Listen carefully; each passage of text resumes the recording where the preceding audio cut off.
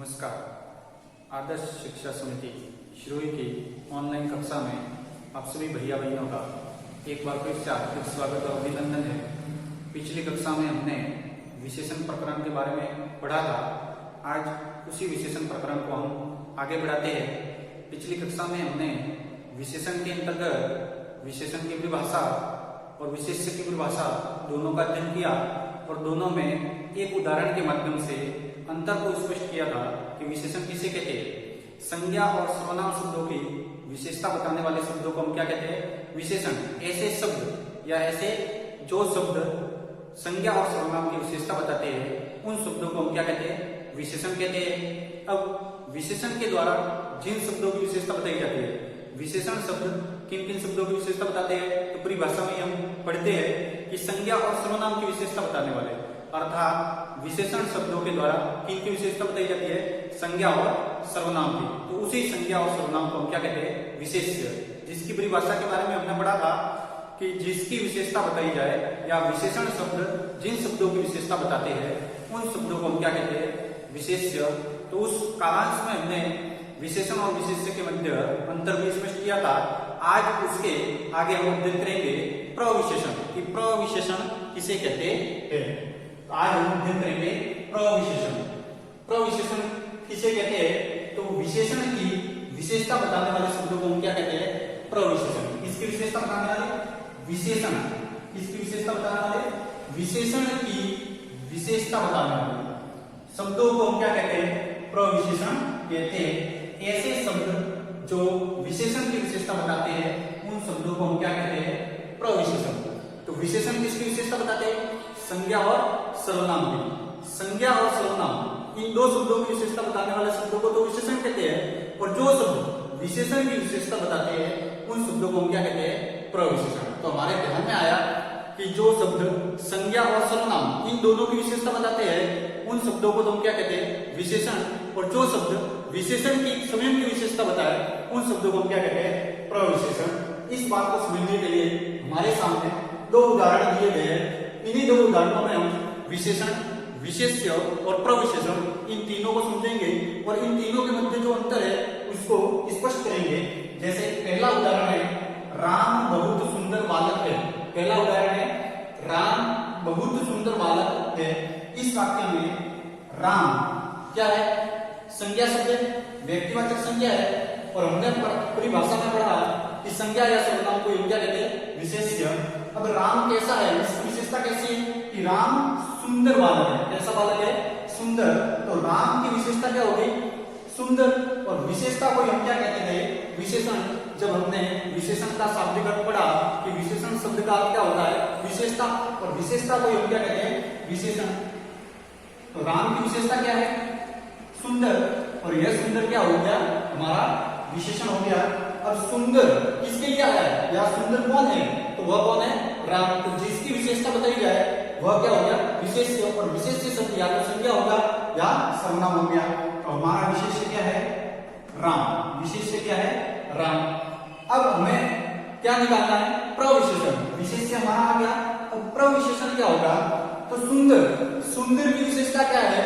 सुंदर कितना है? सुंदर की एक प्रकार की मात्रात्मक रूप। अब सुंदर के लिए आया है जैसे बहुत सुंदर है, कम सुंदर है, अधिक सुंदर है, ज्यादा सुंदर है। ऐसे शब्द जो आते हैं जो विशेषण की मात्रा तय करते हैं उनको हम क्या कहते हैं? प्रविशेषण। कैसा सुंदर है या कितना सुंदर है? तो बहुत सुंदर। इसको हम कहेंगे प्रविशेषण। क्या कहेंगे? प्रविशेषण। अब ये इस उदाहरण राम बहुत सुंदर बालक है, इस एक ही उदाहरण में विशेष्य, प्रविशेषण और विशेषण को जाना कि राम शब्द क्या है? संज्ञा शब्द है, और संज्ञा शब्द को हम क्या कहते हैं? विशेष्य या सर्वनाम शब्द को विशेष्य कहते हैं। लेकिन उदाहरण में हमारे सामने कौन सा शब्द है? संज्ञा शब्द। अब राम की विशेषता कि राम कैसा बालक है? तो सुंदर बालक। और यह सुंदर हमारा क्या हो गया? विशेषता। और विशेषता को हम क्या कहते हैं? विशेषण। अब विशेषण की मात्रात्मक स्थिति कि विशेषण की मात्रा क्या है? विशेषण की विशेषता क्या है? कि बहुत सुंदर। और इस बहुत को हम क्या कहेंगे? प्रविशेषण। क्या कहेंगे? प्रविशेषण। इसी प्रकार एक और उदाहरण है हमारे सामने, यह फल कम मीठा है। यह फल कम मीठा है। अब इस उदाहरण के माध्यम से हमें वापस विशेषण, प्रविशेषण और विशेष्य को स्पष्ट करना है। यह फल मीठा है, यह फल कम मीठा है। इस वाक्य को जब हम पढ़ते हैं तो संज्ञा शब्द कौन सा है? फल। और सर्वनाम शब्द कौन सा है? यह। यहाँ पर विशेषता किसकी बताई जा रही है? फल की। तो फल शब्द को हम लेते हैं, फल कौन सा शब्द है?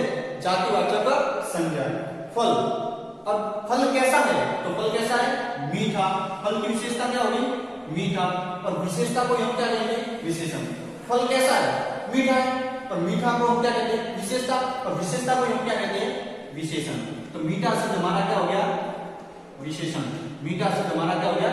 विशेषण। अब मीठा कौन है या मीठा विशेषता किसकी है? तो फल की। और फल हमारा क्या हो गया? विशेष्य। और विशेष्य हमेशा दो प्रकार का ही होता है, या तो संज्ञा शब्द होगा या सर्वनाम शब्द।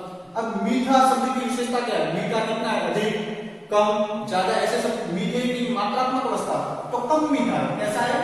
कम मीठा। और ये कम किसके लिए आया है? मीठा शब्द के लिए कि मीठा कैसा है? कम मीठा। तो उसकी मात्रात्मक अवस्था जो बता रहा है वह हमारे लिए क्या हो गया? प्रविशेषण। क्या हो गया? प्रविशेषण। विशेषण शब्द में प्र उपसर्ग लगा है। हमने उपसर्ग प्रकरण में अध्ययन किया था कि ऐसे शब्दांश जो किसी शब्द के आगे जुड़कर उसके अर्थ में या तो परिवर्तन लाते हैं या विशेषता प्रकट कर देते हैं। तो विशेषण शब्द की विशेषता प्रकट कर रहा है प्रविशेषण, यानी विशेषण की विशेषता बताने वाला शब्द क्या हो गया? प्रविशेषण। तो यहाँ मीठा शब्द की विशेषता किससे पता चल रही है? कम शब्द से। तो इस प्रकार हमने दोनों उदाहरणों वाक्यों के माध्यम से विशेष्य, प्रविशेषण और विशेषण को जाना। एक ही वाक्य में तीनों आ सकते हैं, विशेष्य भी आ सकता है, प्रविशेषण भी आ सकता है, विशेषण भी आ सकता है, या प्रविशेषण नहीं भी आ सकता। लेकिन हमने इनके अंतर को जाना कि जो संज्ञा शब्द है या सर्वनाम शब्द है जिसकी विशेषता बताई जाएगी वह तो हमारा विशेष्य कहलाएगा, और उसकी क्या विशेषता बताई जा रही है? जो विशेषता है वो हमारा क्या कहलाएगा? विशेषण। और विशेषण की मात्रात्मक अवस्था यानी विशेषण के बारे में जो बताया जाएगा वह हमारा कहलाएगा प्रविशेषण। क्या कहलाएगा? प्रविशेषण। इस प्रकार हमने प्रविशेषण को जाना। अब हम विशेषण के भेदों को जानेंगे। अगला प्रश्न हमारा रहेगा कि विशेषण के कितने भेद हैं और भेदों की पहचान हम कैसे करेंगे। अब हम विशेषण के भेदों का अध्ययन करेंगे कि विशेषण के कितने भेद रहते हैं और कौन कौन से भेद में किस प्रकार के वाक्य आते हैं। तो विशेषण के भेद कितने होते हैं? 5। विशेषण के कितने भेद माने गए? 5 भेद। विशेषण के 5 भेद माने गए। एनसीईआरटी माध्यमिक शिक्षा बोर्ड के अनुसार विशेषण के भेदों की संख्या कितनी मानी गई है? 5। और ये भेद कौन कौन से है? पहला भेद है गुणवाचक विशेषण। पहला भेद है गुणवाचक विशेषण। दूसरा भेद है संख्यावाचक विशेषण। तीसरा भेद है परिमाणवाचक विशेषण। चौथा भेद है संकेतवाचक विशेषण। और पांचवा भेद है व्यक्तिवाचक विशेषण। विशेषण के कितने भेद माने गए हैं? माध्यमिक शिक्षा बोर्ड के अनुसार 5 भेद माने गए। एनसीईआरटी माध्यमिक शिक्षा बोर्ड के अनुसार कितने भेद माने गए? 5 भेद माने गए। और ये पांचों कौन कौन से? गुणवाचक विशेषण, संख्यावाचक विशेषण, परिमाणवाचक विशेषण, संकेतवाचक विशेषण और व्यक्तिवाचक विशेषण। गुणवाचक विशेषण के अंतर्गत किसी भी व्यक्ति, वस्तु, स्थान, प्राणी या सर्वनाम शब्द के गुण, अवगुण, रूप, रंग इत्यादि विभिन्न प्रकार की विशेषताओं का अध्ययन किया जाता है। गुणवाचक विशेषण के अंतर्गत गुण, अवगुण यानी गुण और दोष, रूप, रंग इत्यादि विभिन्न प्रकार की विशेषताओं का क्या किया जाता है? अध्ययन किया जाता है। संख्यावाचक विशेषण के वापस कितने? 2 उपभेद है। कितने उपभेद है? 2 उपभेद। कौन कौन से? निश्चित संख्यावाचक विशेषण और अनिश्चित संख्यावाचक विशेषण। उसी प्रकार परिमाणवाचक विशेषण के भी 2 उपभेद माने गए हैं। और ये 2 उपभेद कौन कौन से हैं? निश्चित परिमाणवाचक विशेषण और अनिश्चित परिमाणवाचक विशेषण। इस प्रकार संख्यावाचक विशेषण के 2 उपभेद हैं, निश्चित संख्यावाचक विशेषण और अनिश्चित संख्यावाचक विशेषण। उसी प्रकार परिमाणवाचक विशेषण के भी 2 उपभेद माने गए हैं, निश्चित परिमाणवाचक विशेषण, अनिश्चित परिमाणवाचक विशेषण। अगला भेद है संकेतवाचक विशेषण, जिसका एक दूसरा नाम और चलता है। वह दूसरा नाम है सार्वनामिक विशेषण। कौन सा नाम है? सार्वनामिक विशेषण। अब ये सार्वनामिक विशेषण इसका नाम क्यों रखा गया? क्योंकि यह विशेषण सर्वनाम शब्दों से बना होता है। यह विशेषण सर्वनाम शब्दों से बना होता है। सर्वनाम शब्द में जब हम एक प्रत्यय लगाते हैं तो वह सार्वनामिक बन जाता है। जब हमने प्रत्यय प्रकरण पढ़े तो वहां पर एक विशेष प्रत्यय, एक प्रत्यय का अध्ययन किया कि सर्वनाम में जब एक प्रत्यय जुड़ता है तो सार्वनामिक शब्द बनता है, और जो विशेषण सर्वनाम शब्दों से बनते हैं उसको हम क्या कहते हैं, सार्वनामिक विशेषण। अगला भेद है व्यक्तिवाचक विशेषण। अब व्यक्तिवाचक विशेषण यानी संज्ञा शब्दों से जो विशेषण बनते हैं, व्यक्तिवाचक संज्ञा, जातिवाचक संज्ञा और भाववाचक संज्ञा, तीनों प्रकार की संज्ञाओं से जो विशेषण बनते हैं उनको हम व्यक्तिवाचक विशेषण कहते हैं। इस प्रकार विशेषण के पांचों भेदों का हमने थोड़ा थोड़ा अध्ययन किया। इनका विस्तार से अध्ययन और इनके बनने वाले वाक्यों का अध्ययन हम अगली कालांश में करेंगे। धन्यवाद।